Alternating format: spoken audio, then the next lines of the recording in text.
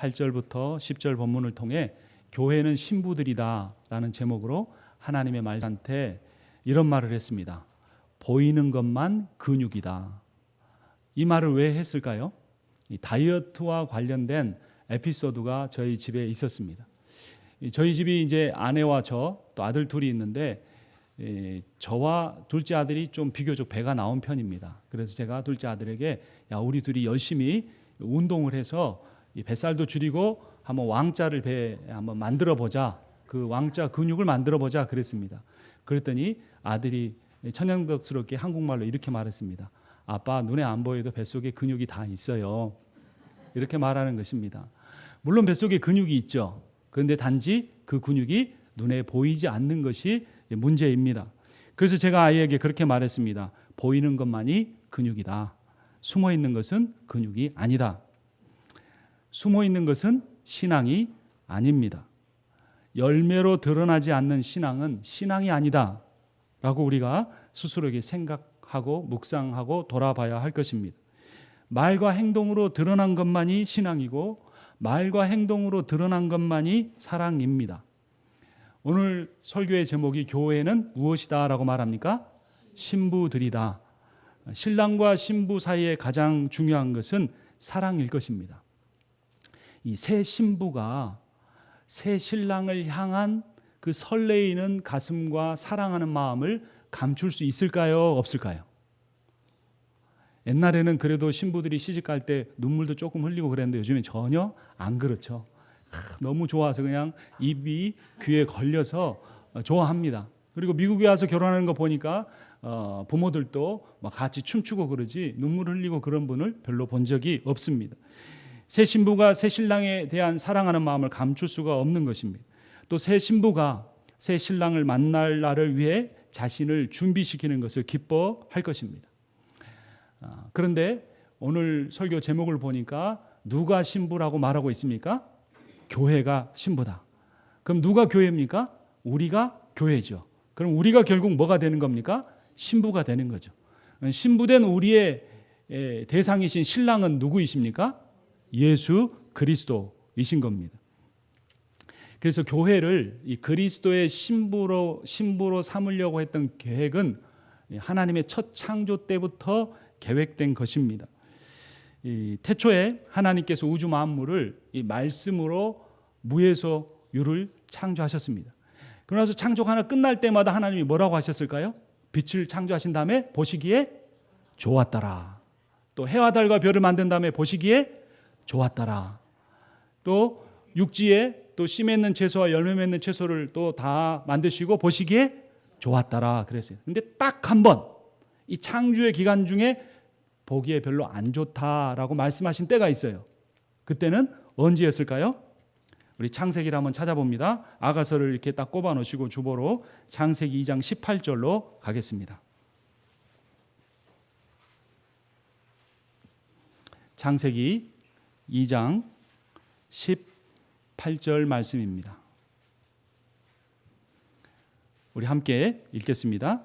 여호와 하나님이 이르시되 사람이 혼자 사는 것이 좋지 아니하니 내가 그를 위하여 돕는 배필을 지으리라 하시니라. 사람이 혼자 사는 것이 어떻다고 말씀하셨습니까? 좋지 않다. 모든 것을 창조하시고 좋다 좋다 좋다 진짜 좋다 그랬는데 아담이 혼자 있는 거. 그러니까 아담과 하와를 동시에 만드신 것이 아니라 누구를 먼저 만드신 거예요? 아담을 먼저 만들어 놓으시고 혼자 있는 것이 좋지 않다라고 말씀하셨어요. 그리고 나서 이 하와를 아담의 뭐를 빼서 만드셨습니까? 갈비뼈를 빼서 만드셨어요. 한 신학자의 주석에 따르면 하나님께서 이 아담의 옆구리에 갈비뼈로 하와를 만드신 이유는 그들의 동등성을 강조하기 위해서라고 해석했습니다. 그리고 그 옆구리가 팔 아래에 이렇게 있는 것은 여자가 남자에 의해서 보호를 받아야 된다 그런 의미고, 또 심장 바로 옆에 있는 옆구리 갈비뼈를 떼서 만든 이유는 남자가 자기의 심장, 하트, 사랑과 자기의 마음을 아내에게 주어야 한다라는 그런 의미라고 해석을 했습니다. 2장 18절의 끝부분을 보면 그렇게 만들어진 하와가 아담을 위하여 무엇으로 지어졌다고 표현이 되어 있습니까? 돕는 배필이다. 우리 한번 따라서 하겠습니다. 돕는 배필. 조금 우리가 더 유식하게 한번 히브리어로 해볼까요? 에제르. 에제르가 무슨 뜻이에요? 돕는 배필이다. 근데 이 에제르라는 단어가 사용된 성경을 쭉 살펴보니까 그 사용된 예의 95%가 하나님이 이스라엘 백성을 도우신다라고 할 때 사용된 거예요. 그러니까 여성이 남성을 돕는 것이 누가 사람을 돕는 것과 똑같은 거라고요? 하나님이. 그러니까 여성의 남성을 향한 도움은 하나님의 도움과 이렇게 비교될 정도로 크고 위대한 것이에요. 그래서 시편 33편 20절을 보면 우리 영혼이 여호와를 바라며 그는 우리의 도움이다 라고 했는데 그때 그는 우리의 에제르다 라고 표현이 된 겁니다. 그래서 그렇게 하나님이 이 아담으로 하여금 하와와 서로의 돕는 배필로서 또 머리로서 이렇게 창조하신 것처럼 하나님이 예수 그리스도를 통해 교회를 만드셨는데 교회의 역할 역시 예수 그리스도에게 그만큼 큰 비중을 갖고 있다는 겁니다. 여러분, 아담 입장에서 이렇게 갈비뼈를 빼서 하와를 만든다고 할 때 처음부터 알았더라면 어떤 생각을 했겠습니까? 첫 번째, 여러분이 그런 경우라면 수술하는 게 두렵습니까? 두렵지 않습니까? 두렵지요. 그리고 내가 피를 흘릴 수도 있고 뭔가 하나 부족해지는 것이기도 하고 아플 수도 있습니다. 그런데 하나님께서 말씀하지 않고 이 아담의 옆구리에서 갈비뼈를 빼서 하와를 만들었는데 이 옆구리라는 사실이 매우 중요한 겁니다. 예수 그리스도가 십자가에 못 박히셨는데 그분이 피를 흘린 곳이 있습니다. 어디입니까? 옆구리입니다. 요한복음 19장 34절을 보면 그중 한 군인이 창으로 옆구리를 찌르니 곧 피와 물이 나오니라. 피는 속죄를, 물은 성령을 의미합니다. 예수 그리스도의 죽으심을 통해 그 희생적인 사랑을 통해 그 옆구리의 희생의 사랑을 통해 교회가 만들어진 것처럼 신부인 교회가 만들어진 것처럼 아담도 자신의 옆구리 살을 떼어서 신부인 하와를 만들었다는 겁니다. 그러니까 우리가 이렇게 제일 한인 장로교회 교인으로 그리스도인으로 모이게 된 것, 신부가 된 것이 언제부터 계획된 거라고요? 창조 때부터 그렇게 계획이 된 거라는 것입니다.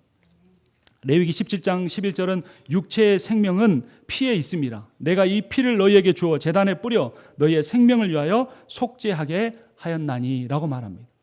예수 그리스도의 옆구리에서 흘러나온 피가 우리의 모든 죄를 완전히 씻으셨음을 믿으시기를 바랍니다. 그래서 우리는 하나님 앞에 설 때에 거룩한 신부로 설 수가 있는 겁니다. 그러니까 여러분 주일날 교회 입구에 들어올 때 이렇게 고개를 숙이고 좀 이렇게 막 이렇게 주눅 들어서 들어오지 마세요. 어떻게 들어와요? 누구처럼? 어떻게 들어와야겠어요? 오늘 설교 제목이 뭡니까? 교회는 신부다. 신부가 이게 결혼식장 저 뒤에서 들어올 때 어떻게 들어옵니까? 고개를 숙이고 나는 부족한데 저 신랑하고 어떻게 살까? 이렇게 들어옵니까? 아니면 어떻게 들어옵니까? 다 당당하게 들어옵니다. 그리고 그 결혼식에 그 주인공은 누구예요? 신부예요. 그러니까 저기서부터 들어오실 때부터 뭐처럼 들어오셔야 돼요? 아, 나는 또 오늘 또 결혼식 하러 간다. 그런 입장 마음으로 얼굴이 환하게 빛나고 딱 이렇게 영광스러운 모습으로 들어와야 돼요. 그래서 우리가 말씀 듣기 전에 뭐라고 고백했습니까? 나는 어떠한 사람이다? 존귀한 사람이다. 신랑 되신 우리 주님이 우리를 뭐 하신다? 사랑하신다라는 사실을 우리가 믿을 수 있는 겁니다. 그래서 갈라디아서 2장 20절에서 내가 그리스도와 함께 십자가에 못 박혔나니 그런즉 이제는 내가 사는 것이 아니요 오직 내 안에 그리스도께서 사시는 것이라. 이제 내가 육체 가운데 사는 것은 여기서부터가 중요합니다. 따라서 합니다. 나를 사랑하사 나를 위하여 자기 자신을 버리신 하나님의 아들 안에서 사는 것이라. 하나님의 아들 안에서 사는 것이라. 이 신부가 자기를 위해서 희생한 신랑을 고대하고 기다렸다 결혼식하고 하나가 되는 것처럼 우리는 나를 사랑하신 그 주님과 하나 되어서 살아가게 되는 겁니다. 그러면 그 신부가 어떻게 살아야 될까요? 오늘 본문 아가서 4장 8절 말씀 함께 읽겠습니다. 4장 8절입니다. 내 신부야 너는 레바논에서부터 나와 함께하고 레바논에서부터 나와 함께 가자. 아마나와 스닐과 해무론 꼭대기에서 사자굴과 표범산에서 내려오너라. 아멘. 여기서 두 문장이 매우 중요합니다. 나와 함께 하고 나와 함께 가자라는 겁니다. 함께 하고 함께 가는 거. 동행하는 것이 이 부부 관계의 매우 중요한 원리입니다. 여러분, 주님은 본인이 희생하여 자신의 생명을 희생하여 얻은 신부인 교회를 사랑하십니다. 그리고 그 사랑하는 신부와 연합하기를 원하십니다. 근데 그 주님과 연합하는 아주 중요한 방법이 있는데 그게 뭘까요? 주님과 함께 연합하는 방법. 그러니까 주님과 함께 가고 함께 살고 하는 그것을 확인하고 점검하고 그렇게 하는 방법이 뭘까요? 그것은 바로 기도입니다. 기도 없이는 주님과 함께 할 수 없고 기도 없이는 주님과 함께 갈 수가 없습니다. 여기 레바논이라는 지명이 나오죠. 8절에. 여러분, 중앙 펜실베니아도 어떤 지명이 있습니까? 레바논이에요. 제가 레바논을 76번으로 안 가고 국도로 가면 이렇게 그 에프라타 쪽으로 넘어가는 길에 나무가 얼마나 울창하게 쭉쭉 뻗어 있는지 몰라요. 그래서 여기 온 분들이 여기를 레바논이라고 이름을 지었구나라는 것을 알게 되죠. 그러니까 레바논은 옥토고 좋은 나무들이 많은 곳입니다. 그런데 그 레바논에서부터 함께하고 함께 가자고 말한 아마나나 스닐이나 헤르몬 골짜기는 사나운 짐승들이 많고 거기에는 좋은 땅이 아닌 겁니다.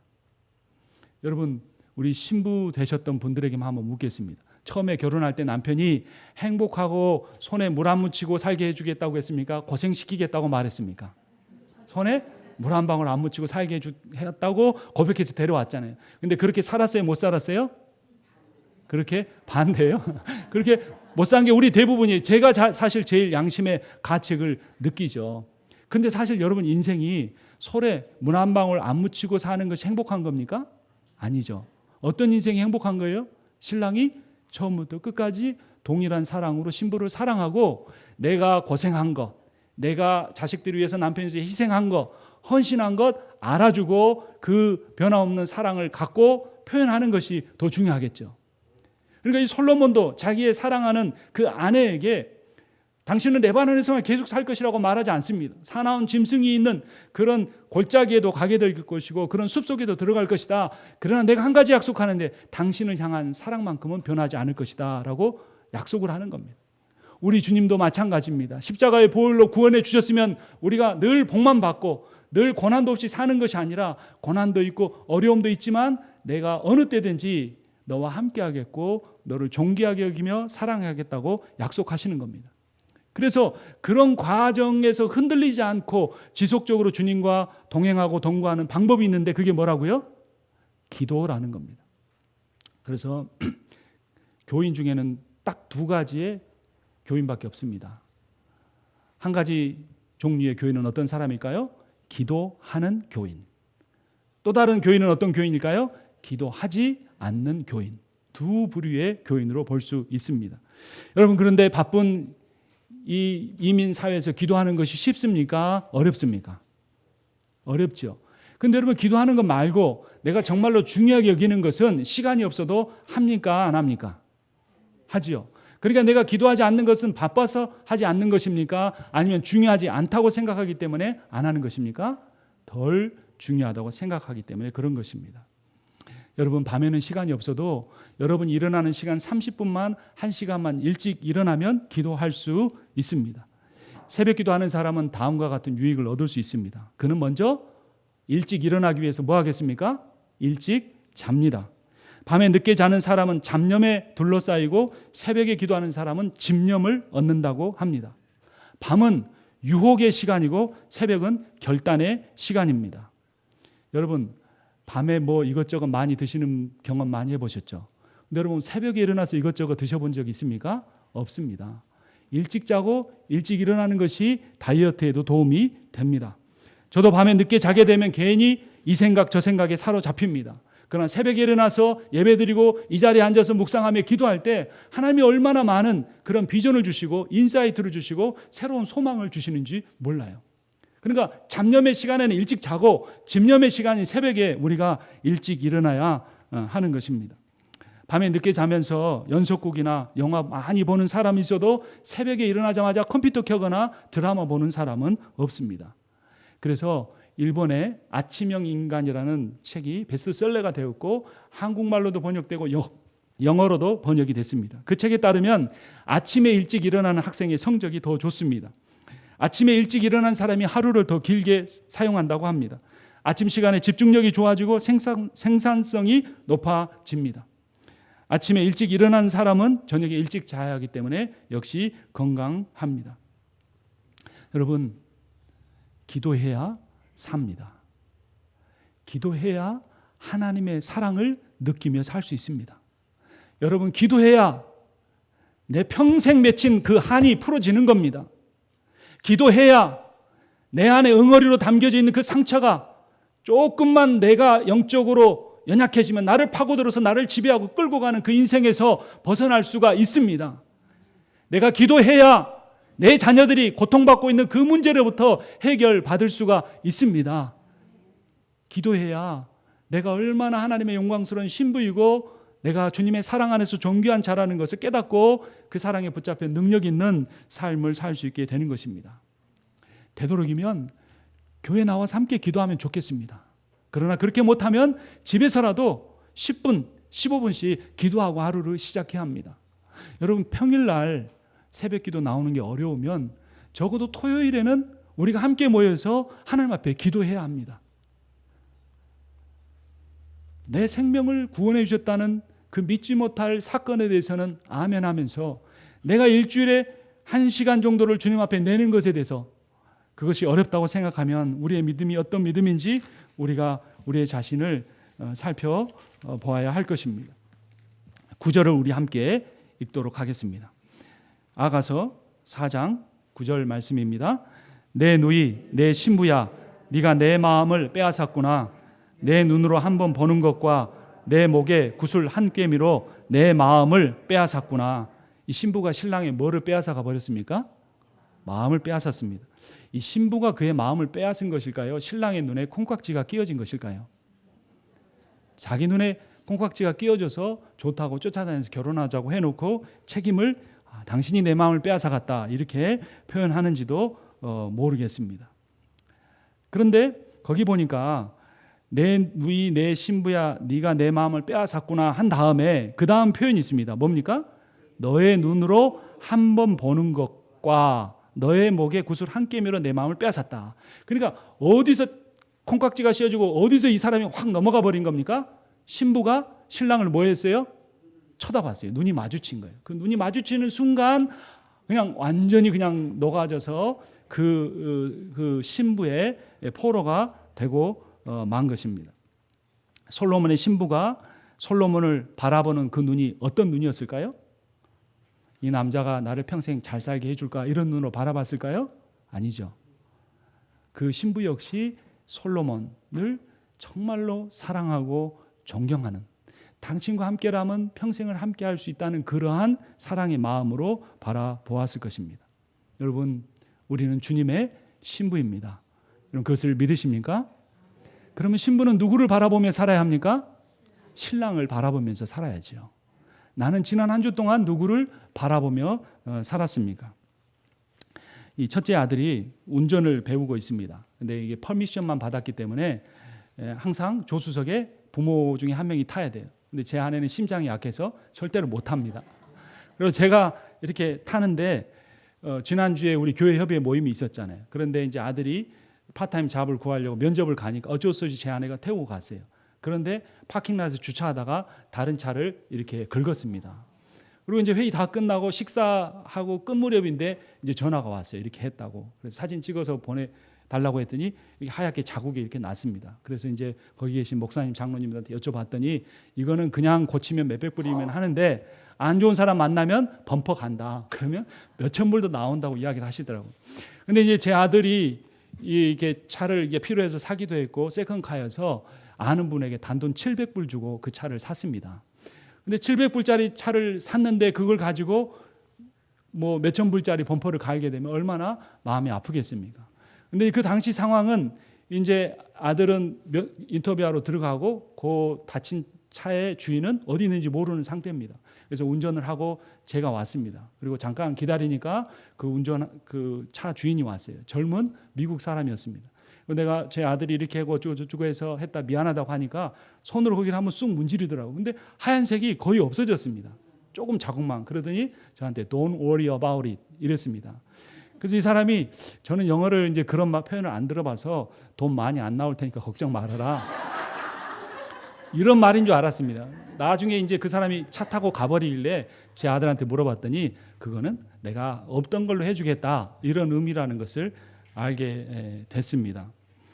그래서 이 마음 한편으로 좀 미안하기도 하면서도 굉장히 기뻤죠. 그 기쁜 거는 돈이 안 들어서 기쁜 것보다도 아들에게 좋은 교훈을 주게 됐다. 너 운전을 이제 네가 할 수 있게 됐다 해서 이렇게 함부로 가면 이런 일이 부딪힐 수도 있다. 또 이렇게 좋은 사람이 있어서 너한테 이렇게 해줬으니까 나중에 너도 그런 때가 되면 너도 그렇게 좀 쿨하게 해줘라. 이런 여러 가지 교훈을 줄 수 있어서 기뻤습니다.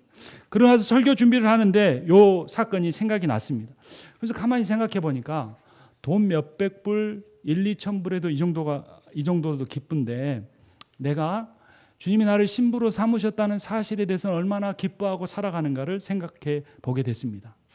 여러분 이제 9월 첫 주에 이 한인의 추석 파티를 한다고 합니다. 거기 가서 여러분 냉장고 받으시면 얼마나 기쁘시겠어요? 아마 한 1, 2주는 기쁠 거예요. 그런데 만약에 여러분의 자녀가 대학을 가는데 장학금을 4년 동안 받는다. 그럼 얼마간 기쁘겠어요? 졸업하는 내내 4년 동안 기쁠 겁니다. 내가 만약에 수십만 불짜리 로또가 맞으면 그건 또 얼마나 기쁘겠어요? 아마 평생 그거는 못 기쁠 거예요. 아마 무슨 로또를 맞으면 큰 또 문제가 생기니까. 하지만 그거에 대해서도 우리가 기뻐할 겁니다. 근데 그 정도가 아니고 만약 어떤 사람이 집안이 어려워서 자기 집 빚 갚기 위해서 어떤 악덕 지주에게 종으로 팔려가서 평생 그 사람에게 매여가지고 시집도 못 가고 종살이하며 살아야 한다고 하는데 어느 날 영국 황실에서 전화가 와서 당신이 영국 황태자의 신부로 간택됐다.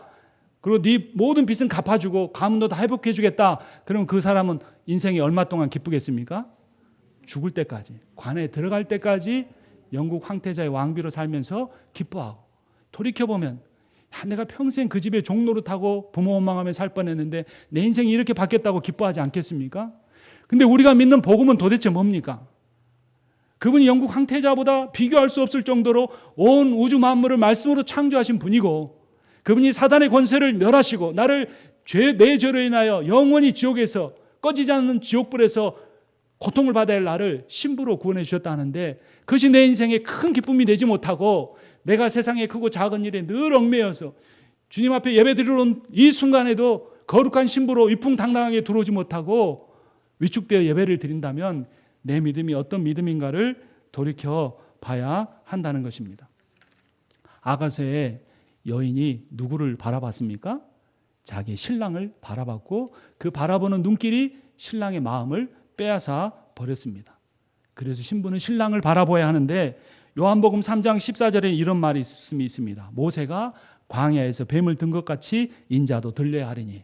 광야에서 이스라엘 백성이 불평하고 원망하다가 불뱀에 물렸습니다.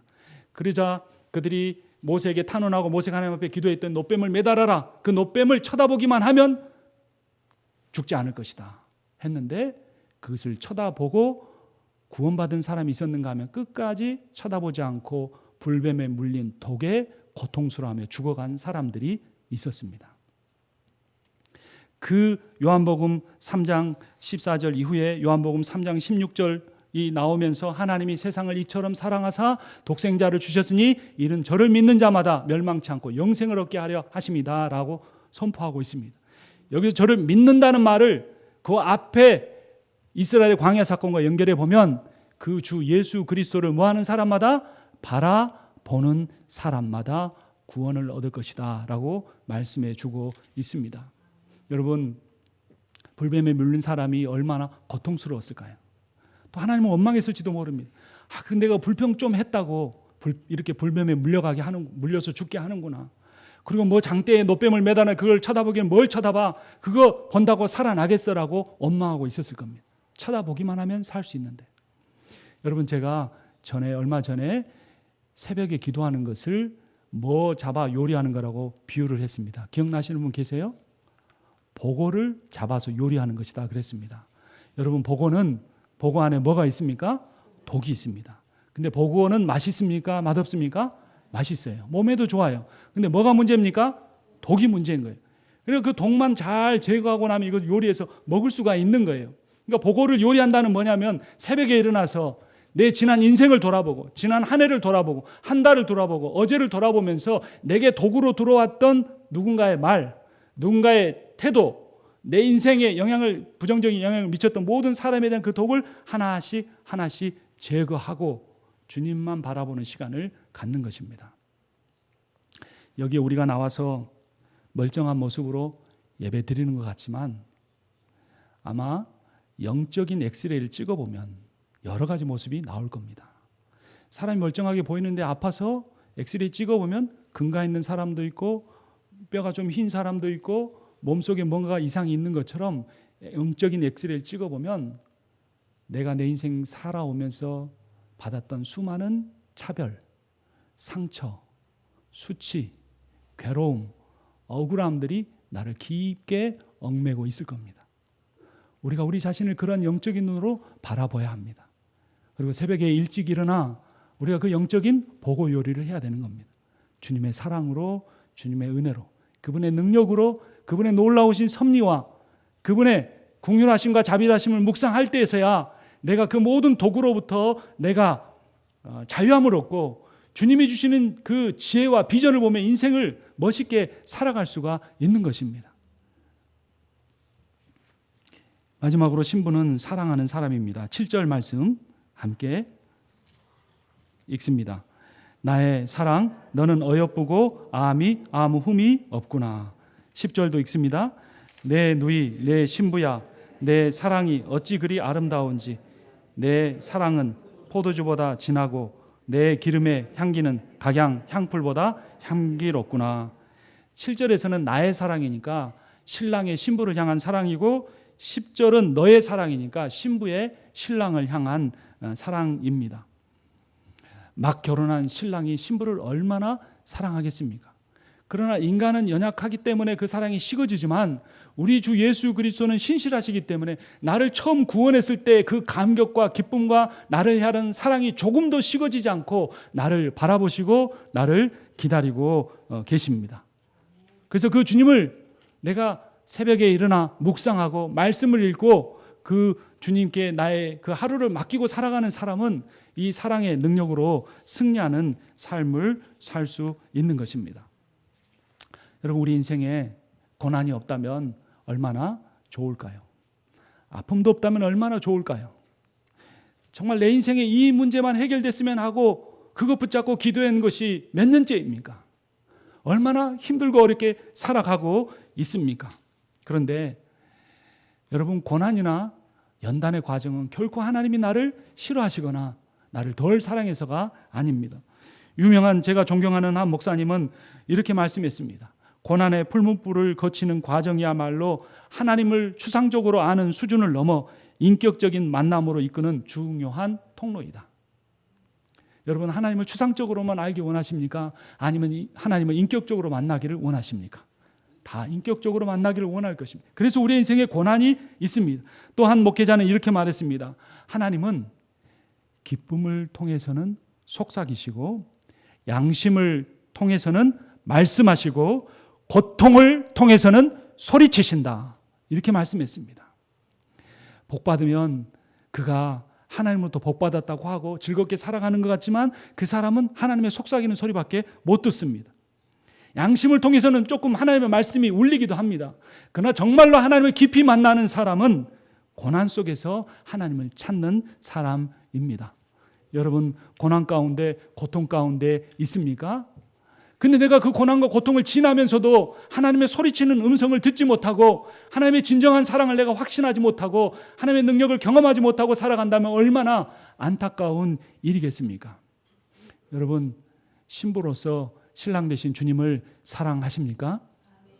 그럼 우리 한번 이렇게 고백하겠습니다. 주님, 사랑합니다. 주님, 저를 긍휼히 여기소서. 주님, 제가 순종하겠습니다. 신부로서 주님을 사랑하고 그분의 궁유를 받아들이고 그분의 말씀에 순종하며 사는 여러분과 제가 되기를 주님의 이름으로 축복합니다. 우리 함께 찬양하겠는데요. 신랑이신 주님을 예배하는 찬양 드리기를 원합니다. 신랑이신 주님을 주인으로 신뢰하고 따르기를 원합니다. 주님을 찬양하고 그분께 기도하는 신부 교회가 되기를 원하는 마음으로 함께 찬양하도록 하겠습니다. 이 찬양의 가사는 섬김과 순결의 열매에 대해서 이야기하고 있습니다.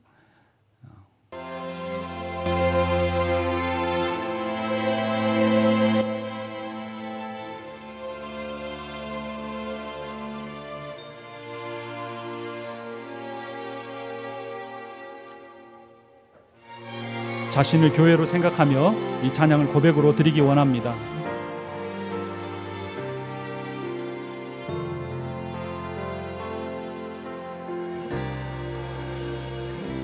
진정한 예배가 숨쉬는 교회, 주님이 주인 되시는 교회, 믿음의 기도가 쌓이는 교회, 주여의 찬양을 드리는 교회, 말씀이 살아 움직이는 교회, 성도의 사랑이 넘치는 교회, 섬김과 헌신이 기쁨이 되어 열매 맺는 아름다운 교회,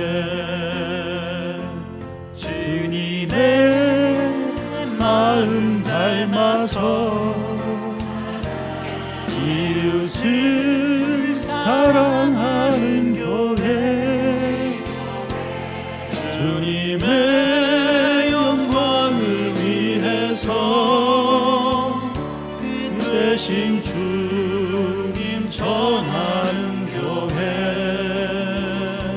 사랑의 불꽃이 활짝 피어나 날마다 사랑에 빠지는 교회, 주께서 사랑하는 우리 교회가 이런 교회 되게 하소서.